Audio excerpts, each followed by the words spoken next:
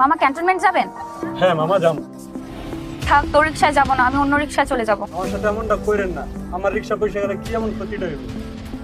মামা আমি সকাল থেকে একটা ভাড়া মারতে পারি না, আমি খুব বিপদে আছি মামা। দরকার আপনি আমার 10 টাকা কম দিয়ে। তোর রিক্সায় কেউ যাবে না, না খেতে পেয়ে মরবি।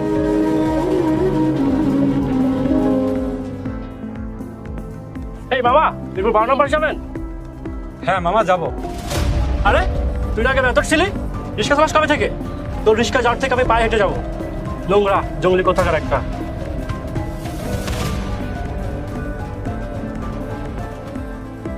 হায় আল্লাহ, এটা তোমার কেমন পরীক্ষা? মেথরের কাছ নাই বইলা, রিক্সা লিয়া 2 মুঠো ভাতের পয়সা রুজি করতে বাইর হইলাম।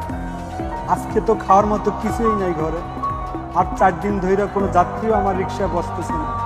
কি হইব আমার? মামা ক্যান্টনমেন্ট যাবেন? হ্যাঁ মামা যাম। থাক, তোর রিক্সায় যাবো না, আমি অন্য রিক্সায় চলে যাব। আমার সাথে এমনটা করেন না, আমার রিক্সা পয়সা গেলে কি এমন ক্ষতিটা হইব? মামা আমি সকাল থেকে একটা ভাড়া মারতে পারি না, আমি খুব বিপদে আছি মামা। দরকার আপনি আমার 10 টাকা কম দিয়ে। তোর রিক্সায় কেউ যাবে না, না খেতে পেয়ে মরবি।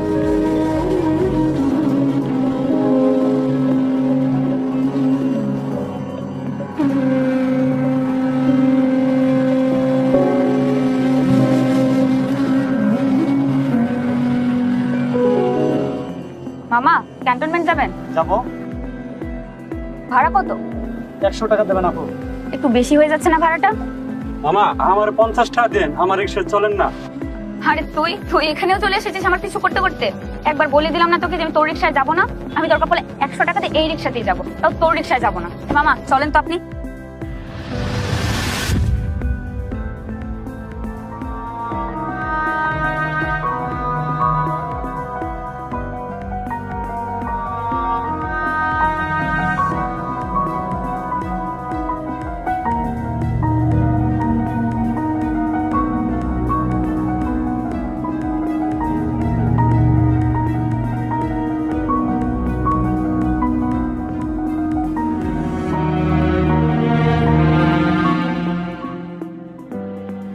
এখন ঘরে কোন মুখ নিয়ে যাবো? বাচ্চাটা আশা নিয়ে বসে আছে, বাবা আইব আর কিছু খাওয়ানোর জন্য নিয়ে আইব। আর দেখ বাবা খালি হাতে চলে আইছে প্রতিদিনের মতো। আমি কেন আসলাম? এর থেকে ভালো হইতো আমি মইরা থাকতাম কোনো কারণে। এখন এই জীবন কেমনে চলবে?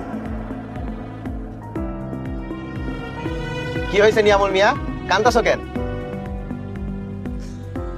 কি কমু মেহেদি ভাই, আমি